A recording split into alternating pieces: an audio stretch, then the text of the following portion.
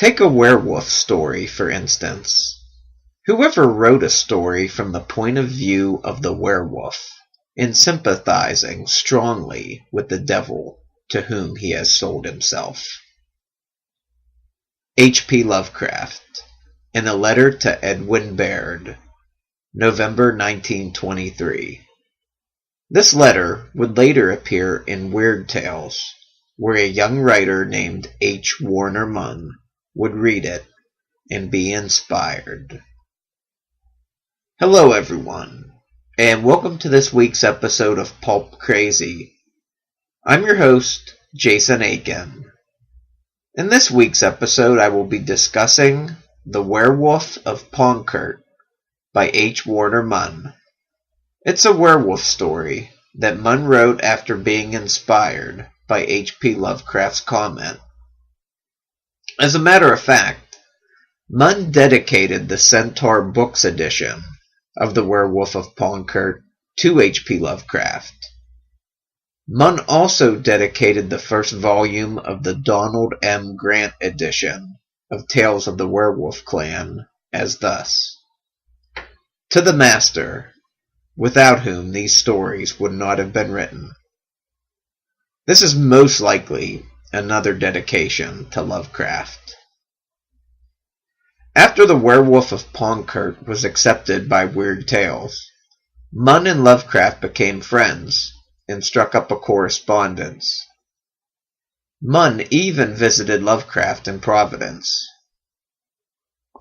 H. Warner Munn's an interesting author.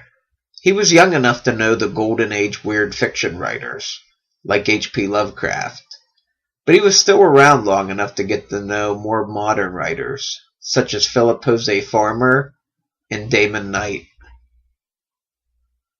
Now, The Werewolf of Ponkert was first published in the July 1925 issue of Weird Tales.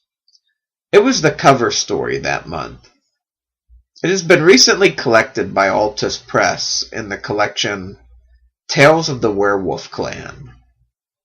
This new collection collects all of Munn's Werewolf Clan tales and includes a new introduction by Munn's grandson, John Munn. This new collection from Altus Press is available in both a hardcover and trade paperback from the Altus Press website. I'll put a link to it in the show notes. I purchased the trade paperback and couldn't be happier with it. It's a great looking book, very well designed and laid out. The cover art is a mirror of the cover of the July 1925 issue of Weird Tales. The back cover art is also a mirror of another Weird Tales issue, the October 1935 issue, which didn't contain a Werewolf Clan story by Munn, but the image is certainly appropriate. The Werewolf of Ponkert is the first entry in Munn's Tales of the Werewolf Clan series. It takes place in northeastern Hungary during the mid to late 15th century. The main character's name is Władysław Brenrick. I'll most likely just be calling him Brenrick from this point on. He's around 20 years old, and he's an expert bargainer and trader. He has a shop in the village of Ponkert. On his way home through the countryside one evening, he and his horses are attacked by wolves. This scene is depicted on the cover to the Altus Press Tales of the Werewolf Clan collection, as well as the original July 1925 issue of Weird Tales. Of course, since this is a werewolf story, the four-legged beasts that attack him aren't really wolves, but werewolves. There are 6 beasts that are large and gray in color. Brenrick notices peculiar characteristics about these creatures. They're larger than ordinary wolves and are hairless. They also don't have any tails. Leading the pack is a black wolf with burning eyes. According to Brenrick, he's the size of a normal wolf, This Black Wolf is known as the Master.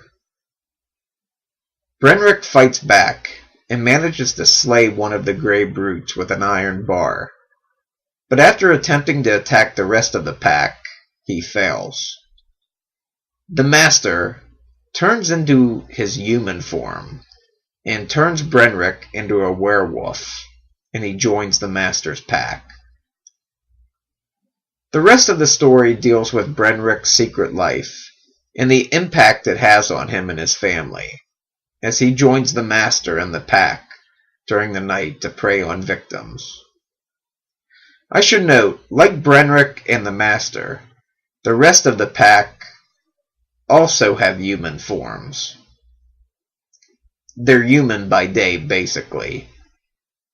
I don't want to go into more detail than that. As this story is so well done, I think I owe it to you to not spoil any major events. I've merely provided the setup.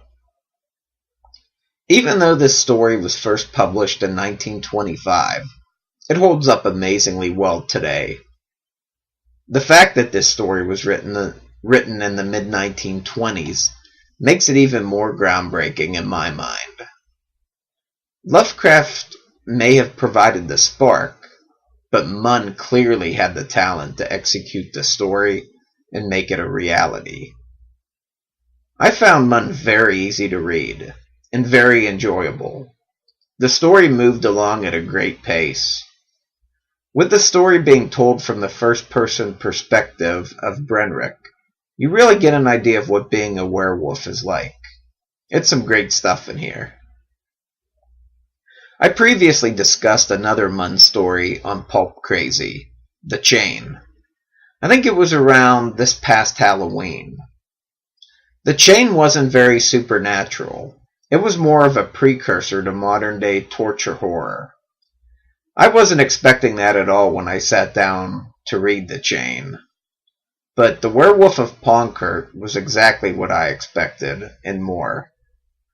I'm partial to werewolf fiction, as the werewolf is my favorite monster, so I've been waiting on this collection from Altus Press for some time.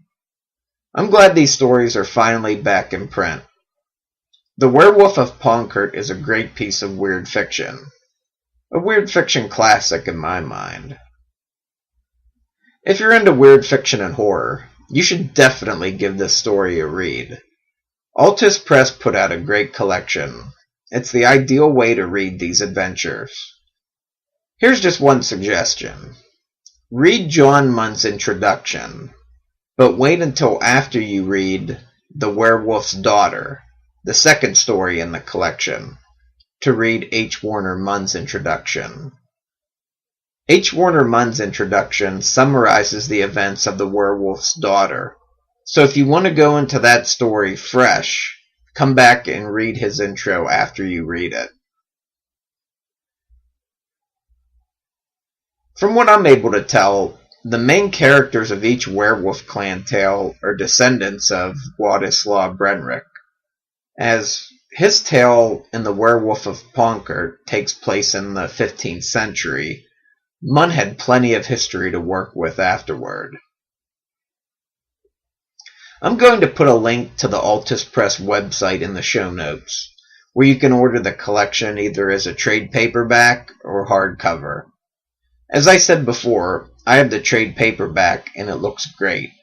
I'm sure the hardcover does as well. Altus Press really puts out some great pulp reprints.